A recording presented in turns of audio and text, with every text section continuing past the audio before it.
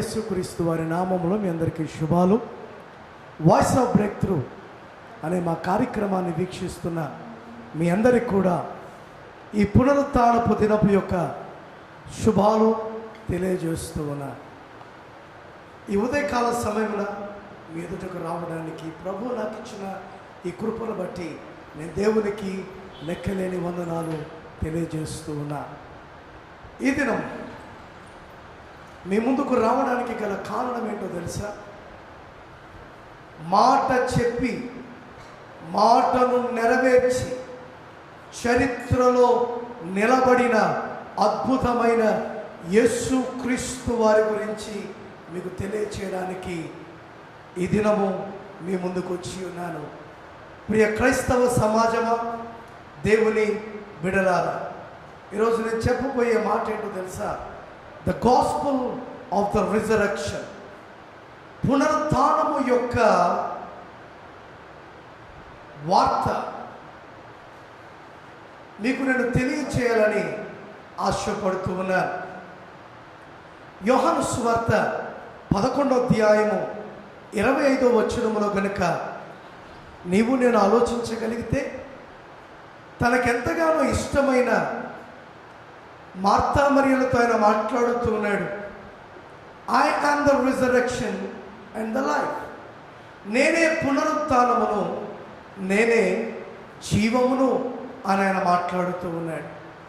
నిజముగా జీవితంలో మనం చూడగలిగితే ఎవరి సమాధైనా తెరవబడి ఉందా అంటే ఒక యేసు ప్రభు సమాధే తెరవబడింది. మొట్టమొదటిగా ఆ సమాధిని చూచిన వారు ఎవరో తెలుసా?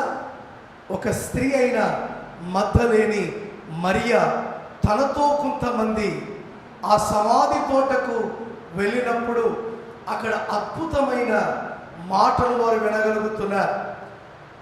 సజీవుడును మృతులలో మీరు ఎందుకు వెతుకుచున్నారు?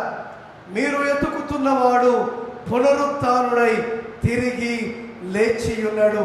అదే ఈ దినము యొక్క గొప్ప శుభవార్తగా నీవు నేను తెలుసుకోవలసిన విషయం ఉంది. దేవుని నామానికి స్తోత్రం కలుగును గాక. హల్లెలూయా. బలో క్రీస్తు మహారాజుకే. ఎందుకంటే ఆయన మాట మీద నిలబడే దేవుడై ఉన్నాడు. నా ప్రియమైన వారులారా, దేవుని కాడిని మోస్తూ, దేవుణ్ణి వెంబడిస్తూ, దేవుడే నా రక్షకుడని మీరు రక్షణ అనుభవంలోకి వచ్చిన నీవు మాట మీద ఈరోజు నిలబడగలుగుతున్నావా? ఆలోచించు. ఆయన ఏ పని నిమిత్తం ఈ లోకానికి వచ్చాడు? తన పనిని ముగించుకుని, ఓ మరణమా నీ ముల్లెక్కడా, ఓ మరణమా నీ విజయం ఎక్కడని మరణపు ముళ్ళును విరిచి సజీవుడై తిరిగి లేచిన దేవుడు మన దేవుడు. ఆయనకే మహిమ కలుగును కాక. దేవునికి స్తోత్రం. అందుకే చరిత్రలో మనము చూడగలిగితే, చరిత్రలో ఏ మూలలో చూసినా, ఏ దేశ చరిత్రను అడిగినా నీకు నాకు కనబడే అద్భుతమైన విషయము ఏదైనా ఉందంటే యేసుక్రీస్తు వారు మాట ఇస్తే ఆ మాట మీద నిలబడే దేవుడు. దేవునికి స్తోత్రం. ఆయన అన్నాడు, నేను మరణిస్తాను, నేను తిరిగి మరలా లేపబడతాను. ఆ లేపబడిన దినాన్నే మనమందరం అంటున్నాం, ఇది పునరుత్థాన దినము. దేవునికి మహిమ కలుగును గాక. దేవునికి స్తోత్రం. The gospel of Easter is Jesus is alive. దేవుడు సజీవుడు. దేవుడు మరణమును గెలిచాడు. దేవుడు మరణమును ఓడించాడు. దేవుని బిడగా నువ్వేం చేయగలుగుతున్నావు? నీ పాపాన్ని ఓడించగలుగుతున్నావా? నీ పాపాన్ని వినవగలుగుతున్నావా? నీ చుట్టుపక్కల ఉన్న పరిస్థితులను అధిగమించగలుగుతున్నావా? ఆలోచించు. అధిగమించే స్థితిలో గనుక నీ ఉండగలిగితే దేవుడే నీకు రక్షకుడై, దేవుడే నీకు ప్రోత్సాహుడై, దేవుడే నీ పక్షాన ఉండి నీ తలను ఎత్తేవాడిగా చేస్తాడు. కానీ తలను దించేవాడిగా ఎప్పుడు దేవుడు చేయడు. దేవుని నామానికి మహిమ కలుగును కాక. దేవునికి స్తోత్రం. ఈరోజు అనేక మందిరాలు, ఈరోజు దేశములు, ఈరోజు ప్రపంచం అంతా కూడా యేసు సజీవుడు అని నమ్ముతుంది. నువ్వు నమ్మినా నమ్మకపోయినా చరిత్ర చెప్పుతున్న సత్యము. దేవునికి స్తోత్రం కలుగును గాక.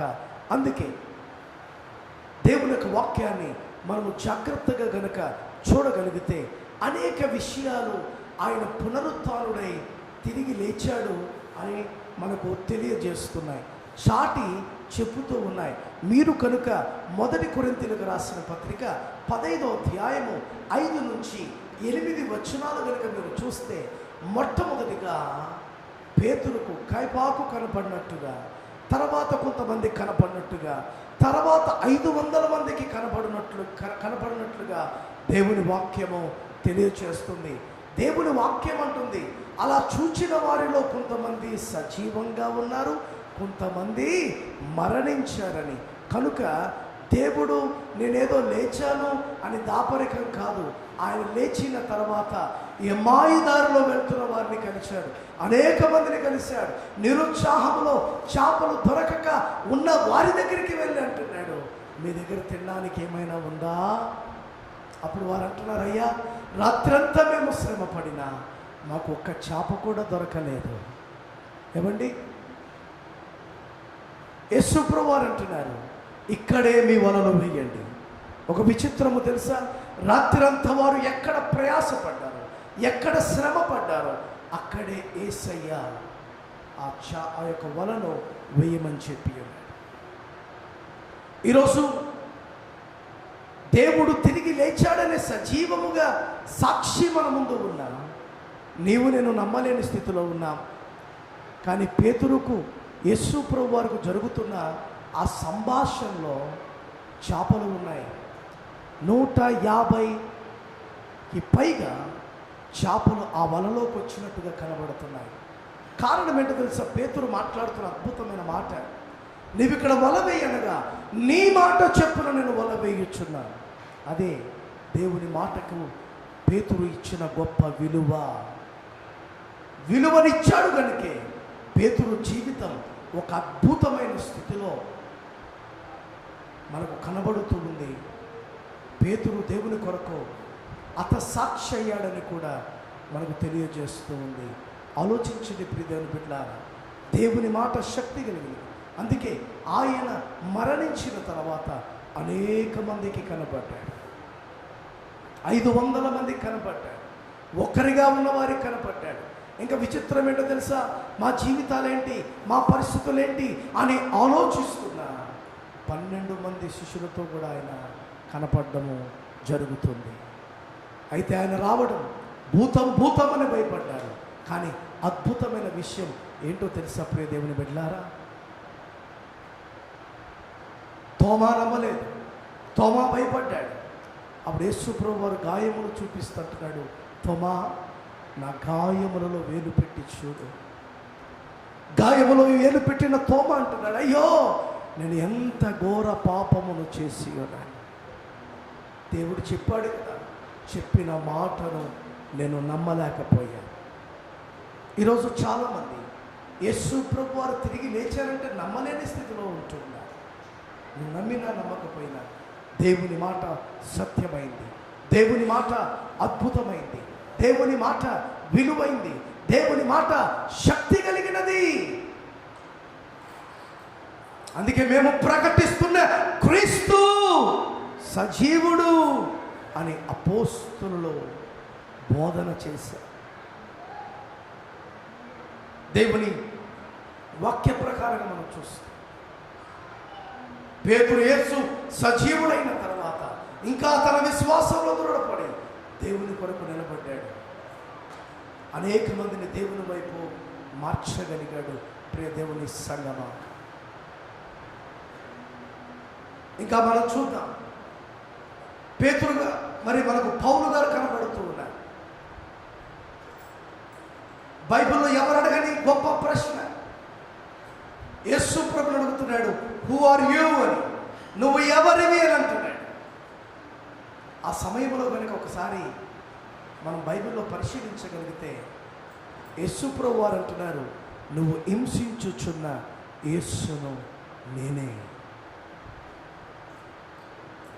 అలా ఒకప్పుడు హింసకుడై దేవునికి దూషకుడైన పౌలు గారు సౌలుగా ఉన్నప్పుడు తన జీవితాన్ని మార్చుకున్నాడు.